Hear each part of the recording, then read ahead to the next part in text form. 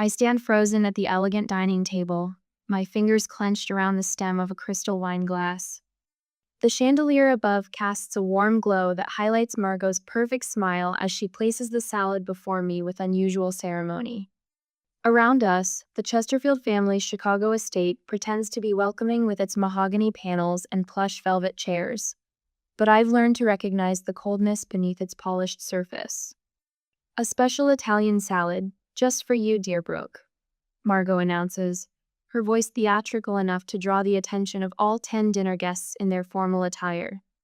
I force a smile while my stomach twists. Something's not right. The vinaigrette glistens under the light, but beneath the tangy scent lurks something chemical, something that doesn't belong. The hairs on my arms rise. "Thank you, Margot. It looks lovely." My voice stays steady, even as my mind races back to the kitchen doorway, where I'd glimpsed Margot tipping something from an unlabeled dark bottle into what I now realize was my dressing-only wine. Tyler squeezes my hand under the table. "Try it, honey. Mom's been talking about this recipe all week." My husband's eyes hold nothing but innocent encouragement. 4 years of marriage, and he still can't see through his mother's performance. My hand moves instinctively to my stomach, a gesture I've been careful to hide. 3 months along, our little secret. A secret that would destroy Margot's carefully constructed world where I remain the barren disappointment unworthy of her perfect son. "It does look amazing, Lauren," Tyler's sister comments from across the table. "Though, Brooke, I'm shocked Mom made you the guinea pig instead of me." The universe hands me a solution. I laugh, looking directly at Margot. "Actually, Lauren, you should try it first," I insist. I reach for my water glass, accidentally but very deliberately knocking my napkin to the floor. Oh, how clumsy of me.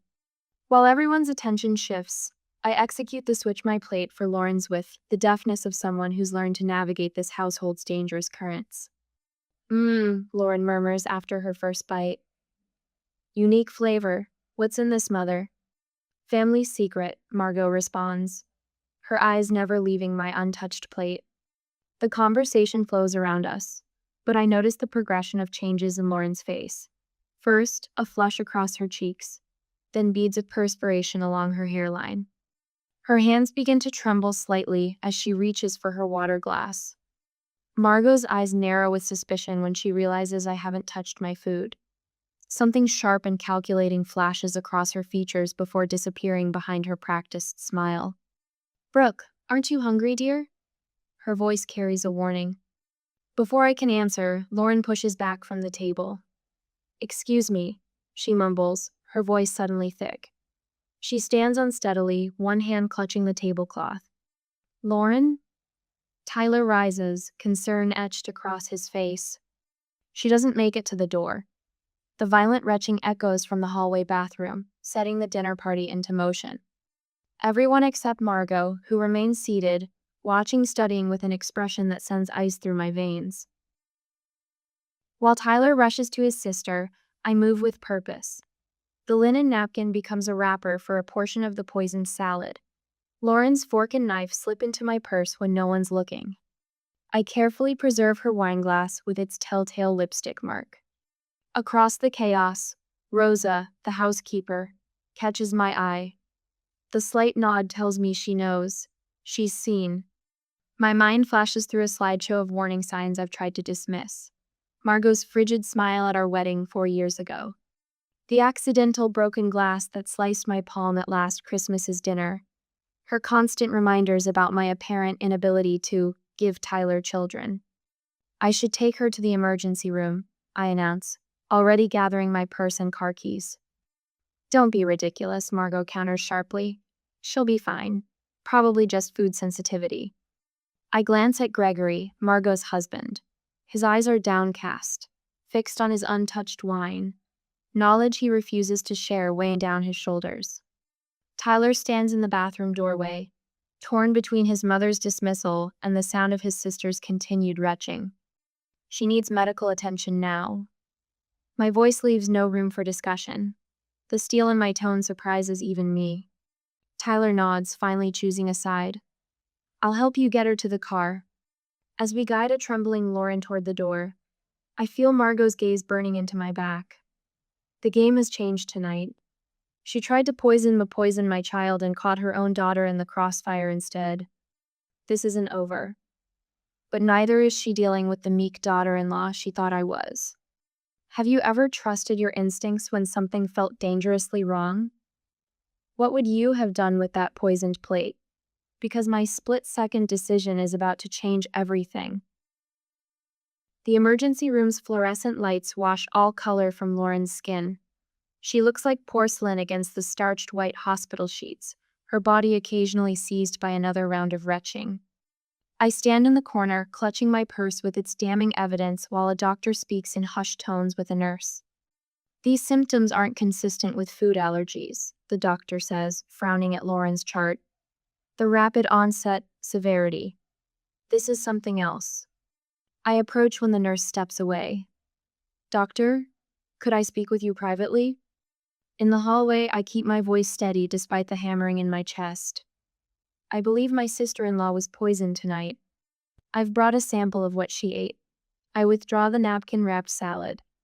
Would it be possible to run toxicology tests? On this and on Lauren? His eyes sharpen. That's a serious accusation. I know what I saw. My phone vibrates again, the 8th text from Tyler in 30 minutes. Each message grows more demanding, more confused. Where are you? Why aren't you answering? Mom says you're overreacting. The doctor studies my face before nodding. I'll order comprehensive toxicology. This looks like poisoning, not contamination, deliberate. The word hangs between us like a verdict. I need documentation of everything. I tell the attending physician 3 hours later. While Lauren sleeps fitfully down the hall, I make my request precise and unmistakable. Written preliminary findings, all test results, chain of custody for the samples. The young doctor looks uncomfortable, but doesn't refuse. There are protocols for suspected poisonings. Follow every one of them. As he leaves, an older nurse with silver-streaked hair touches my arm. Here. She slips me a clear evidence bag. I've seen cases like this before. Trust your instincts. In the small hospital chapel, I spread out a notebook on the wooden pew. My legal training takes over as I document everything with mechanical precision. Times, observations, exact words spoken. My hand doesn't shake until I write down what I've avoided thinking directly. Target was likely me, not Lauren. Motive unknown. Suspect, Margot Chesterfield. The chapel door creaks open. Lauren stands there, her hospital gown making her look younger than her 26 years. Her eyes are red-rimmed, but clear. My mother did this, didn't she? Her voice is sandpaper rough. I don't answer immediately, weighing truth against family loyalty. Lauren lowers herself to the pew beside me. My mother has always been difficult. But this? She wraps her arms around herself. Was I even the target? My silence answers for me. The hospital parking lot at 2 a.m. is nearly empty. Rosa's ancient Corolla sits under a flickering light, the housekeeper herself a shadow behind the wheel. I slide into the passenger seat, the vinyl cold against my legs. She made your salad separately, Rosa says without preamble. Used a bottle I've never seen before. Dark glass, no label. You sure? Rosa's hands twist around the steering wheel. I need this job, Mrs. Brooke, but what she did, it's not right. She passes me a small envelope. Inside are 3 photographs taken on a phone. Margot in the garden at dawn. Margot at her desk researching something on her computer. Margot handling an unlabeled bottle in the kitchen. Samuel, the night security guard, he saw her collecting plants before sunrise yesterday. Strange plants from the back corner of the garden where Mr. Gregory never goes.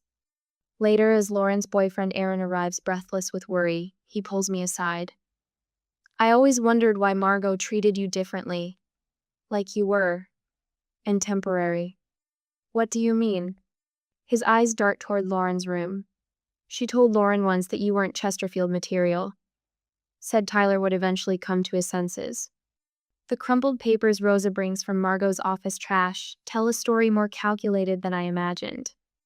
Legal documents outlining changes to the family trust, with language specifically crafted to exclude marriages of less than 5 years duration. Our 4th anniversary was last month. A handwritten note in Margot's elegant script chills me further. Ensuring the bloodline remains pure requires difficult choices. The board will understand our position. The browser history Rosa accessed from Margot's unlocked computer completes the picture. Searches for untraceable household toxins, plant-based poisons, symptoms of scopolamine poisoning. But it's the photo album Rosa found hidden in Margot's closet that breaks something open inside me. Pictures of young women, all with careful notations. Dates, names crossed out. There was another secretary before me, Rosa whispers. She dated Mr. Gregory's brother, had a nervous breakdown after dinner at the house. In the quiet dawn hours, I stand by the window in Lauren's hospital room. My hand rests on my still, flat stomach. My whisper meant only for the life growing inside me. I'll protect you, always. When my phone rings, Tyler's voice comes through tight with confusion. Brooke, what's happening? Mom says Lauren has always had strange reactions to food. Does she? I cut him off. Think carefully, Tyler. Has Lauren ever had food allergies before? His hesitation is answer enough. While he's still processing, I click to my email. Rosa has sent screenshots of documents Margot was drafting. Preparations to challenge my position in the family completely. To legally isolate me. A terrible clarity washes over me. She'll try again, I murmur after hanging up. Next time will be worse. You can't go back there, I tell Lauren as she prepares for discharge. Stay with Aaron. She nods, no hesitation. I believe you, Brooke. With the last of my personal savings, I hire a private detective. Focus on the garden first, I instruct him. Document every plant. 2 days later, he delivers photographs of a garden section hidden behind tall ornamental grasses. Plants I recognize from my law firm's pharmaceutical cases. Foxglove, belladonna, lily of the valley. All carefully tended. When I show Tyler the hospital, records Lauren's blood work alongside photos of Margot's garden, something shifts in his eyes. A doubt planted like a seed. This can't be right, he says, but his voice wavers. While he processes this new reality, I make a call to a number Rosa found in Margot's old address book. A woman answers, her voice immediately tense when I mention the Chesterfield name. I was engaged to Gregory's brother 30 years ago, she says quietly, until Margot invited me to dinner. I meet her gaze through the video call this stranger who shares my experience across decades. Tell me everything, I say. Brooke, you've lost weight. You must eat something. Margot places a platter of roasted vegetables in front of me, her voice dripping with concern that doesn't reach her eyes. A woman needs her strength. 2 weeks after Lauren's hospitalization, we're back at the dining table. The chandelier still glows warm, the mahogany panels still gleam, but everything has changed. I feel the weight of the audio recorder hidden beneath my napkin, pressing against my thigh. Thank you, Margot. I select a sealed bottled water from my purse, twisting the cap with a satisfying crack. I brought my own drink. Doctor's orders staying hydrated is key. Tyler shifts beside me, his shoulders tense beneath his tailored shirt. The space between us husband and wife, son and mother has become a battlefield with invisible trenches. Family loyalty is everything, isn't it? Margot says, passing the bread basket to Gregory. Without loyalty, what are we? Safe. I almost say but bite my tongue. Instead, I smile. You're absolutely right about loyalty, Margot. It's the foundation of trust. Gregory catches my eye across the table and subtly shakes his head when Margot offers me tea from a silver pot. That small gesture, the first time he's ever warned, sends ice through my veins. I accept only the factory-sealed crackers, leaving my plate otherwise empty. Tell me about your garden, Margot. Rosa mentioned you've become quite the herbalist. The recorder captures her laugh, brittle as thin ice. Some bodies simply react to unfamiliar ingredients. Lauren always was sensitive. Speaking of reactions, I press, letting vulnerability seep into my voice. I've been feeling so anxious lately, almost paranoid. Do you ever feel that way, Margot? Her guard lowers a fraction, predator sensing weakness. Poor dear. Perhaps you need rest. Or medication. Perfect. The recorder catches every word. She put something in my coffee during our engagement dinner. Martha Williams sits across from me at a quiet coffee shop 20 miles from the Chesterfield estate. At 67, her hand still trembles slightly when she describes that night 30 years ago. I was hospitalized for weeks. When I tried to tell Gregory, the case mysteriously disappeared. Records gone. I slide the hospital photo of Lauren across the table. This was 2 weeks ago, his daughter. Martha's eyes widen. She's escalating.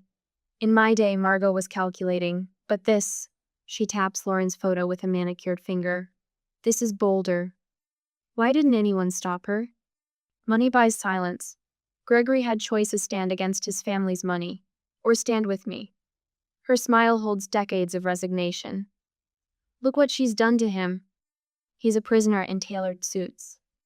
I thank Martha and leave with another piece of the puzzle. Margot eliminates anyone threatening her control of the Chesterfield legacy. Rosa slips me the master key when I arrive early, before the family returns from their charity luncheon. 30 minutes. Security cameras loop every half hour. She nods toward the stairs. The safe is behind the painting in her sitting room. Combination is Mr. Gregory's birthday. Lauren's boyfriend James, a second-year law student, waits in my car, ready with legal advice should anyone return early. The toxicologist called, he says, scrolling through messages on his phone. Found traces of something unusual. Wants to run more tests. In Margot's sitting room, I move quickly. The painting and austere family portrait swings away to reveal the wall safe. My fingers shake slightly as I enter Gregory's birthday. Inside lies a lifetime of manipulation, documented with frightening precision. Offshore account statements. Photographs labeled with dates and outcomes, including Martha's hospitalization. A leather journal with names crossed out, including mine, with contingency plans noted beside each. Most damning legal documents showing Margot's strategy to control the family wealth through Gregory, then Tyler. My name appears repeatedly with notes about replacement and temporary situation. I photograph everything with shaking hands, securing copies to multiple cloud accounts. We both know what happens to outsiders who threaten this family, dear Brooke. Margot corners me in the garden while the others set up for afternoon tea. Sunlight catches the pearls at her throat, making them glow like teeth. Accidents happen so easily, she continues, adjusting her gardening gloves. Lauren recovered quickly, thank goodness. Others might not be so fortunate. I stand my ground between manicured rose bushes. I know what was in that salad, Margot. For a split second, panic flashes across her perfect feature as a crack in the porcelain mask. Don't be ridiculous. But her voice wavers slightly. Lauren's blood tests came back with interesting results. I let the words hang between us, watching them land like stones in still water. Her eyes narrow, calculating, reassessing. She's used to people cowering, not counterattacking. You poor thing, she recovers smoothly. Pregnancy hormones can make women quite imaginative. My blood freezes. She knows. At midnight, I sit on the bathroom floor, one hand pressed to my stomach, tears streaming down my face. All the evidence spread around me: photos from Margot's safe, Martha's testimony, toxicology preliminary report, paints a picture so monstrous I can barely comprehend it. The bathroom door opens. Tyler stands frozen in the doorway, staring at the evidence surrounding me. What is all this? His voice cracks. Brooke, your mother tried to poison me. The truth falls from my lips, heavy as lead. The salad that made Lauren sick, it was meant for me. Disbelief crosses his face, followed quickly by denial. That's impossible. She would never. I silently hand him Martha's sworn statement, then the photographs from the safe. His face crumples as he reads, color draining. There must be an explanation. There is. I stand, gathering the papers. Your mother will eliminate anyone who threatens her control, including me. Including, I take his hand and place it on my stomach. His eyes widen in recognition, then horror as the pieces click into place. We need to stop her. Tyler's voice hardens with resolve. Before someone dies. The toxicology report arrives by secure email with a single word highlighted: scopolamine. As Tyler reads over my shoulder, his phone pings with a notification. His face goes white. Someone broke into your office downtown, he whispers. They took your files. His hand trembles as he hands me a torn page from Margot's journal that he found while I was in the bathroom. The yellowed paper reveals a truth that shatters everything. Paternity test results showing Tyler is not Gregory's biological son. We stare at each other in the harsh bathroom light, understanding dawning between us. This isn't just about me or our baby. This is about a decades-long lie that could bring the entire Chesterfield empire crashing down. The district attorney's office smells like old coffee and printer toner. A wall clock ticks behind me as I spread my evidence across the scarred table samples sealed in bags, photographs, medical reports, and a timeline meticulously documented over sleepless nights. Mrs. Chesterfield, this is. District Attorney Ramirez pauses, thumbing through Lauren's hospital records. This is methodical, premeditated. So is my response. I tap my finger on the toxicology report. Scopolamine doesn't accidentally fall into salad dressing. She nods, her expression grim under the fluorescent lights. You understand we'll need recorded statements. Your mother-in-law is well connected. That's why I came to you instead of the police. I pull out 3 flash drives from my purse. Digital evidence backups. One for you, one in my safety deposit box, one with my attorney. Tyler shifts beside me, his knee brushing mine under the table. The last week aged him. The lines around his mouth deepen when he speaks. My mother has friends in the department. We can't risk this disappearing. The DA studies him. And you're prepared to testify against your own mother? His hand finds mine, squeezes once. I'm prepared to protect my wife and child. That night, Rosa answers her door wearing a faded bathrobe, her eyes darting past me to check for witnesses. You shouldn't be here, she whispers but steps aside. I need your help. I place a small recording device on her kitchen table. Family dinner on Friday.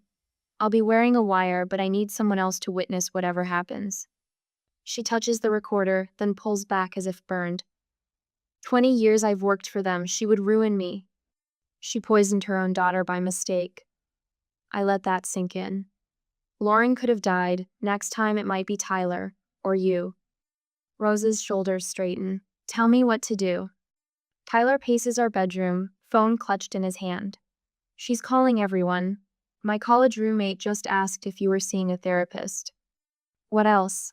I continue typing my statement for the DA, not looking up. Claims you're paranoid. Persecution complex. He sits heavily beside me.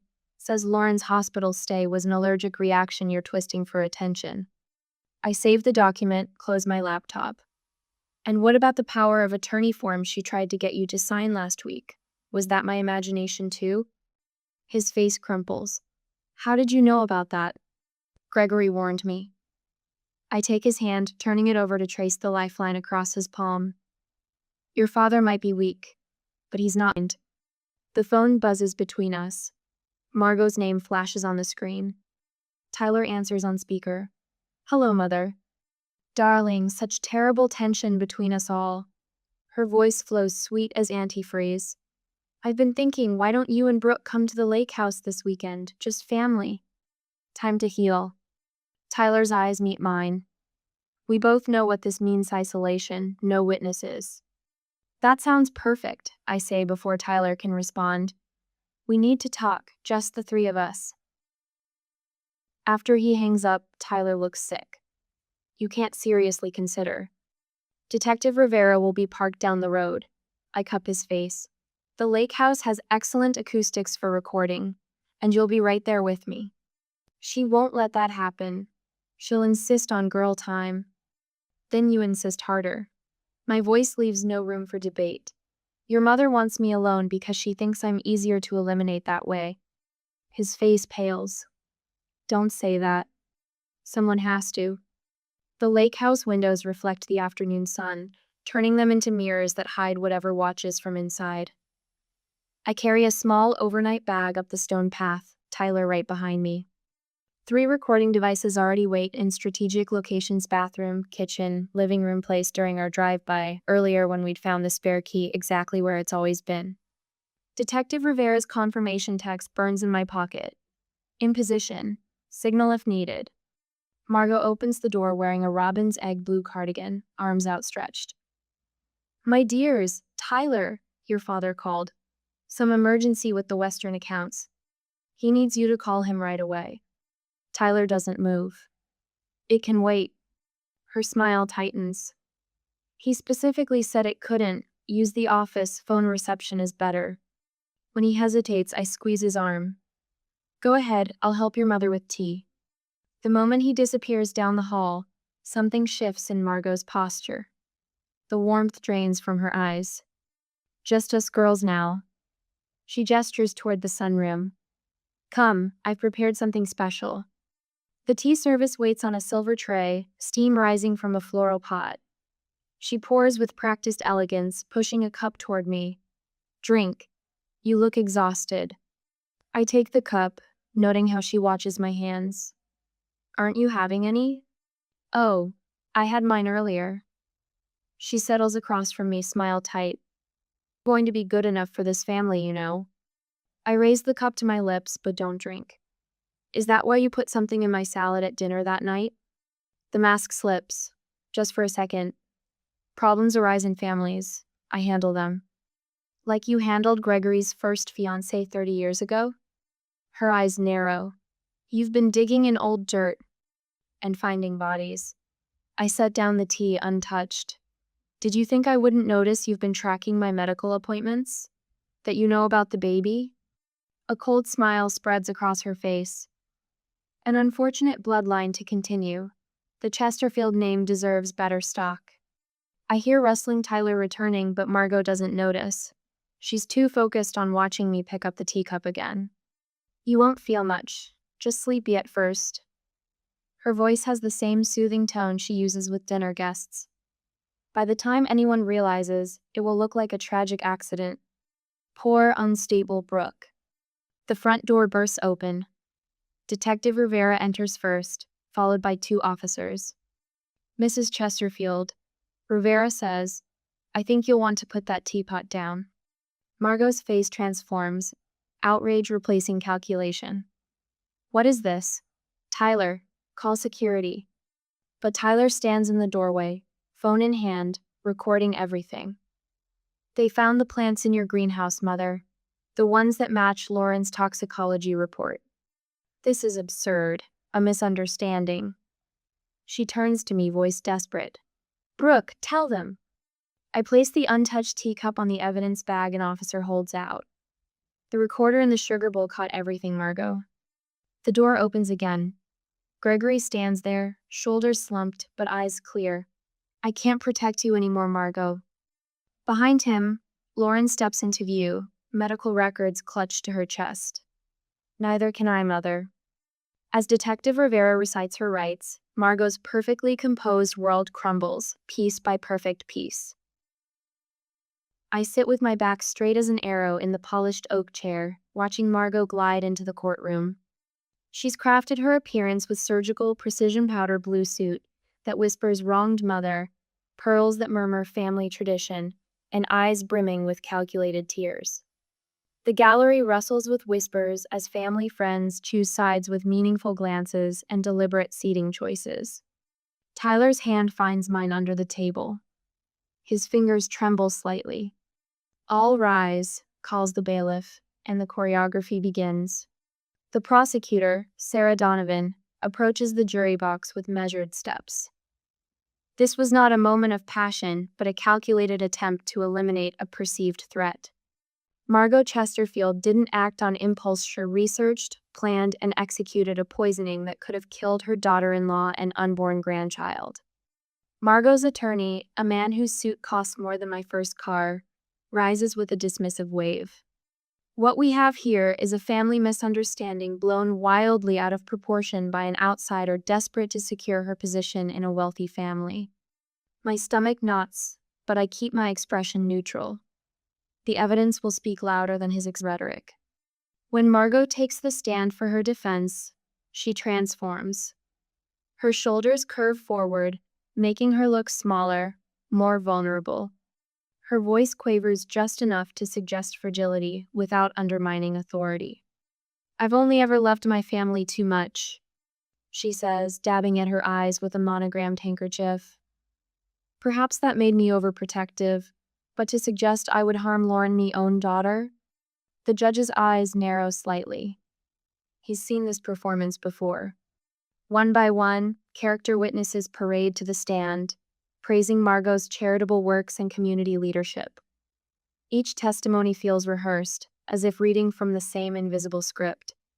I recognize several faces from Margot's country club people who owe her favors or fear her influence. During the lunch recess, I find Tyler staring out the courthouse window, his reflection fractured in the glass. "She's always been good at this," he says without turning, making herself the victim. I stand beside him, not touching. The truth doesn't need performance. The afternoon brings Margot's final gambit. Her attorney submits motions to suppress the evidence from my purse as illegally obtained. When that fails, Margot claims from the stand that Tyler and I conspired against her to gain control of the family assets. Tyler's face drains of color. Some lies cut deeper than others. Lauren takes the stand next, her hands steady now, but her voice raw with emotion. She describes the hospital stay in clinical detail, the burning sensation in her throat, the muscle tremors, the fear. "The doctors said if I'd eaten the entire portion, I might not have survived," she says, looking directly at her mother for the first time. "And that was meant for Brooke." Rosa follows, her uniform replaced by a simple navy dress. She speaks softly but clearly about years of accidents that befell people who crossed Margot. "The night before, Mrs. Chesterfield asked me to buy cleaning supplies that we didn't need. I found the empty bottle in her private trash the next morning." Rosa's eyes never leave Margot's face. "I kept silent because I needed the job. I will carry that shame forever." The toxicologist explains the deliberate nature of the poisoning, how the particular combination required knowledge and intent, not accident. Gregory testifies about decades of controlling behavior, his voice strengthening with each admission. But the courtroom falls completely silent when a woman with silver hair and steady hands takes the stand. "My name is Catherine Winters. 30 years ago, I was engaged to Gregory Chesterfield." Her gaze sweeps to Margot. "Until I spent 2 weeks in intensive care after having coffee at their home." The moment Tyler rises to testify against his mother, something inside me breaks and mends simultaneously. His testimony isn't vindictive, it's honest, painfully so. He describes a childhood where love came with conditions, where loyalty meant silence. "My mother eliminated problems," he says, his voice catching. "That's how she described it. And somehow, I never questioned what that really meant." When my turn comes, I speak without emotion, laying out the evidence piece by piece. I answer questions clearly, making eye contact with each juror. When the prosecutor asks about motive, I place my hand on my now visible pregnancy. "The doctor has confirmed I'm 5 months pregnant," I say. "Margot made it clear that I wasn't worthy of continuing the Chesterfield bloodline." The jury deliberates for only 2 hours. On the charge of attempted aggravated assault with a toxic substance, we find the defendant guilty. Margot's perfect mask slips entirely at the verdict, revealing raw fury that transforms her face into something unrecognizable. For the first time, everyone in the courtroom sees what I've known for years. The judge's sentencing is swift and uncompromising. "You betrayed the most sacred trust, that of family. 17 years without possibility of parole." As the bailiff leads Margot away in handcuffs, she maintains her posture, chin lifted, but her eyes find mine with a hatred so pure it burns. Outside on the courthouse steps, Tyler stands firmly beside me at the press conference, his arm around my waist. Lauren approaches, her eyes red-rimmed. "I'm sorry I didn't see it sooner. I should have believed you." Gregory nods from a distance before walking away alone. "I need to make amends in my own way," he'd said earlier. The detective who built the case shakes my hand. "In 40 years, I've never seen manipulation like this," he says quietly. "We'll be reopening some old cases now." Justice has been served in the courtroom, but as I look at the fractured family around me, I wonder about the emotional scars that remain. Can we rebuild after such betrayal, or should we start fresh elsewhere? Tyler's hand finds mine, strong and certain now. Some answers will have to wait. 6 months after Margot's conviction, I stand in what was once her domain. The dining room now glows with amber light instead of the harsh white Margot preferred.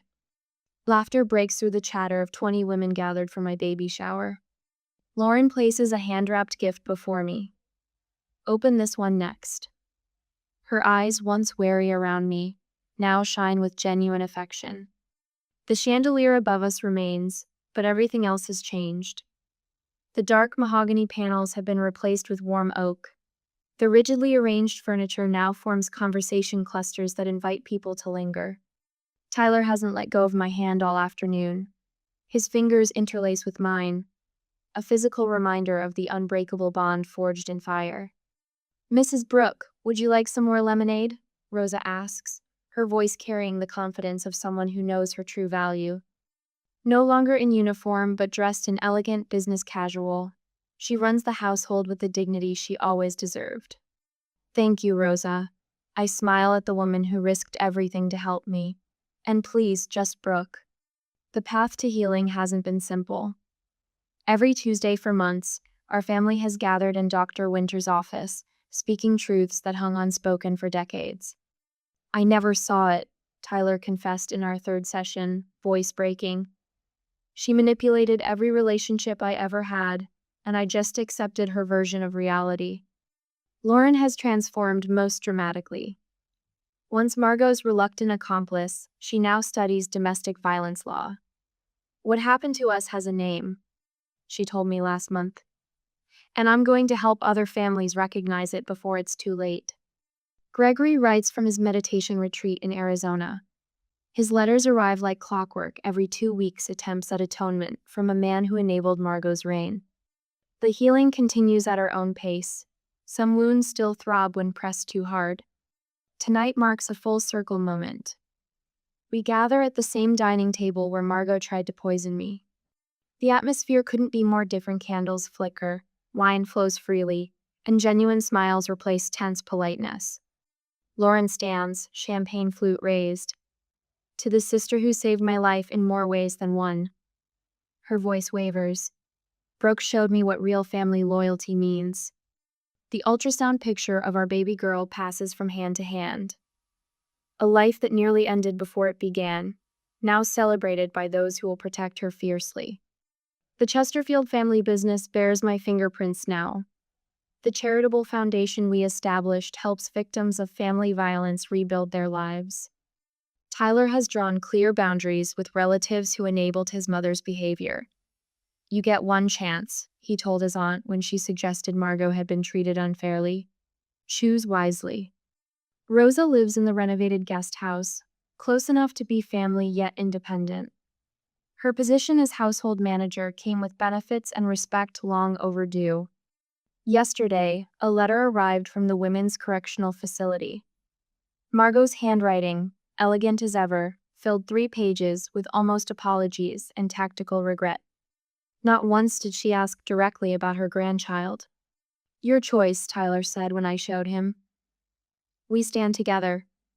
Our therapist's words echo, "Boundaries aren't walls of punishment but fences of protection." My decision brings peace. Some doors need to remain closed for safety. The nursery takes shape in what was once Margot's private study. The garden blooms with herbs and vegetables where poisonous plants once grew. Security cameras remain trussed, rebuild slowly. At sunset, I stand among the new growth, 7 months pregnant and stronger than I've ever been. Tyler joins me, blueprints for the expanded family foundation in hand. The family you choose, I whisper as the sun dips behind Chicago's skyline, is sometimes the family you rebuild.